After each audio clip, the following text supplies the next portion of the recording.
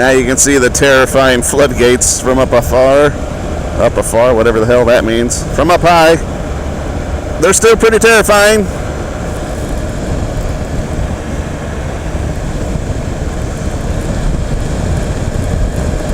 And then here's Lake Texoma. This was just a little bitty river till they dammed it up.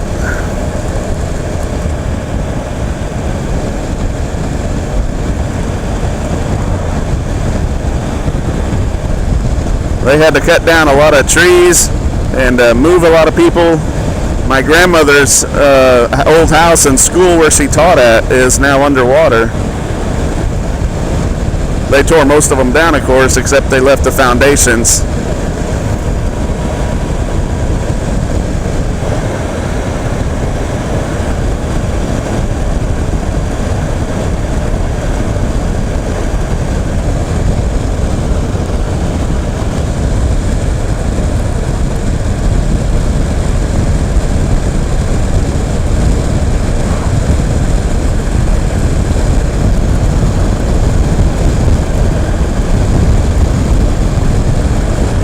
I don't know how long this dam is, but it's a damn long ways. I did a 5K run one time over the top of this dam, and it just felt like it took forever because the road just kept going and going and going. It's just one straight shot, and this is all I saw for however long it took me to run it, but it just seemed to take forever. But it's pretty cool because not many people can say they've ran across the dam.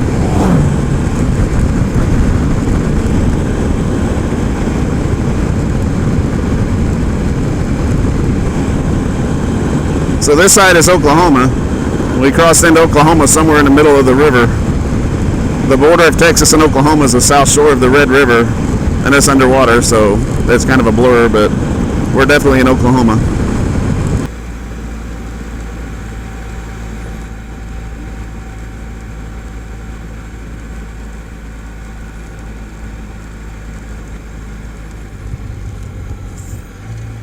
Well, let's see if anybody's in here charging.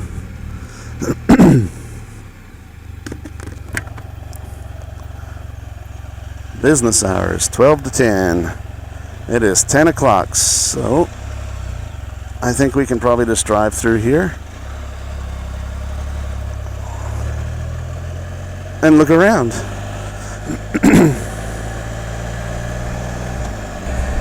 Doesn't seem to be too crowded today. That's kind of surprising.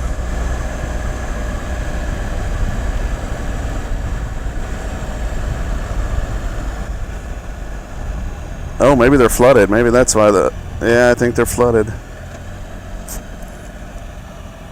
So the lake is not overflowing the spillway yet, and I don't think it's going to, but apparently it's still pretty high.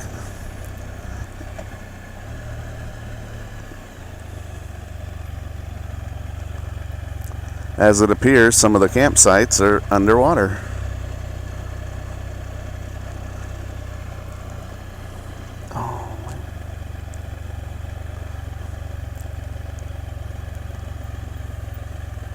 Yep, I think a few of the campsites are just a little bit underwater.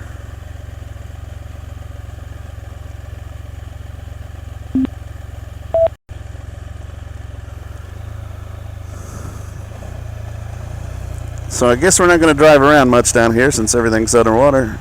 It looks like the water was recently up to here. You can see the line of trash there. Let's go down this way and see if it's closed off also.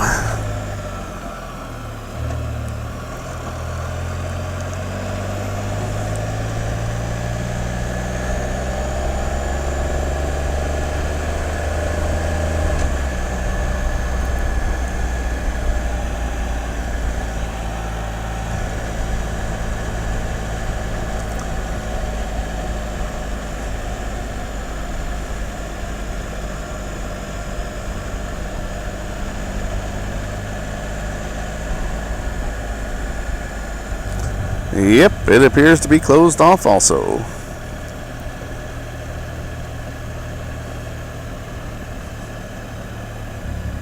But surely they mean for everybody else and not me. Ooh, okay, maybe I shouldn't have done that. Little scrapage. Yeah, so all this was underwater recently. You can see where the water line used to be right here where this trash line is. So the water was up to here recently. And then, of course, you get all kinds of junk that floats in on here. So, yeah, I see why they're all closed up now. Let's go down here and turn around.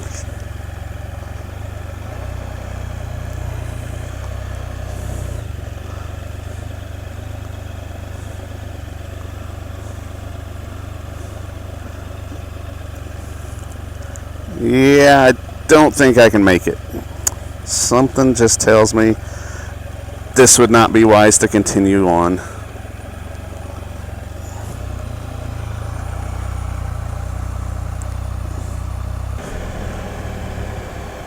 Yep, probably shouldn't try this either. I don't know, I haven't talked to Can-Am, but I don't think we're amphibious, so...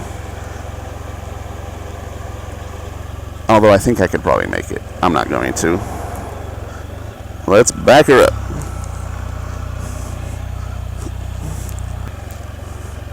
So I know I talk a lot about how much I like the Can-Am Spyder, but this is one of the things I love about it. How easy it is. I did all that backing up and turning around all one-handed because it's just so easy to maneuver.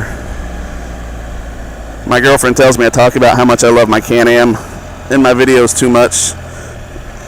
But you know, what can I say? So how easy it is to maneuver and stuff like that. When I had my gold wing, that would have been a mess. That'd taken me 10 minutes to get all turned around. Having to push that thing, even though it's got a little reverse. Having to walk it and all that. Oh my gosh, it'd taken us forever. Kelly probably would have had to get off the back of it. And I could have done everything I just did right then with Kelly on the bike or not. And it took us a few seconds. I wonder what's down this road. Let's find out. No vehicles beyond this point. Do you see the sign? It clearly says no vehicles beyond this point. But then look over here. There's vehicles everywhere. Little hypocrisy here in Oklahoma.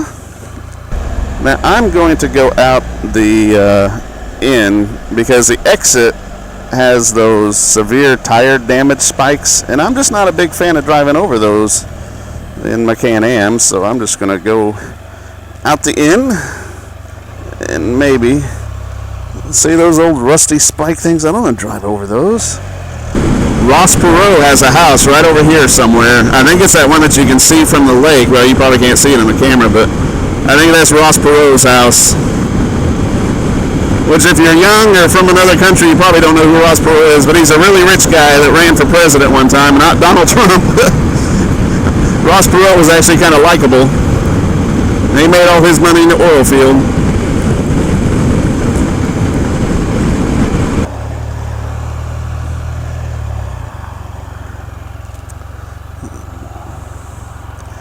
It's a busy little road today.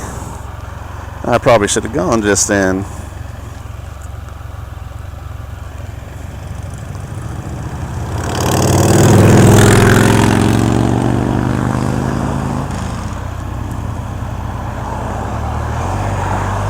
We're out of here.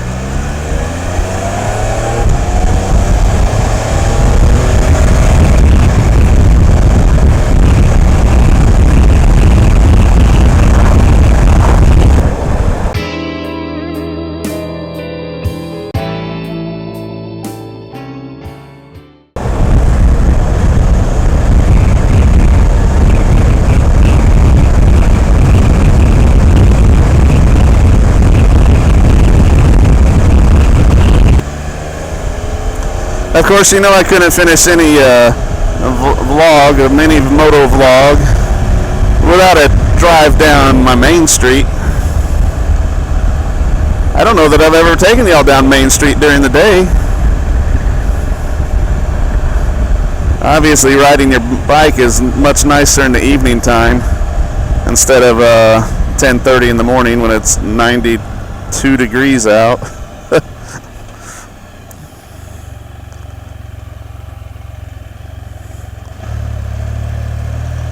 But this is the best view of Main Street right here, is when you come across this little hill. And it's just all laid out in front of you right there. It's really pretty at night when all the street lights and whatnot are on.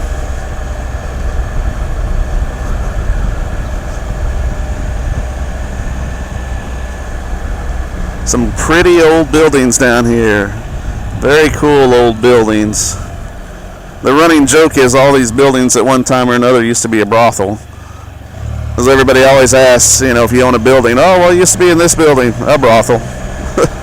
And most of it's true, because we are a railroad community, so a lot of these buildings were built as saloons and brothels to entertain the railroad workers. So a lot of these buildings you're seeing, one time or another, were probably brothels.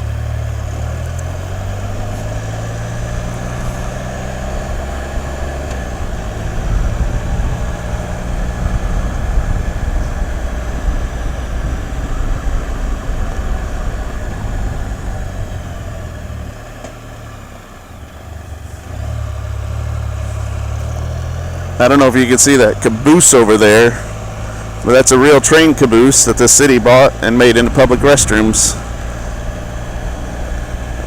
They kind of embrace the railroad mentality around here.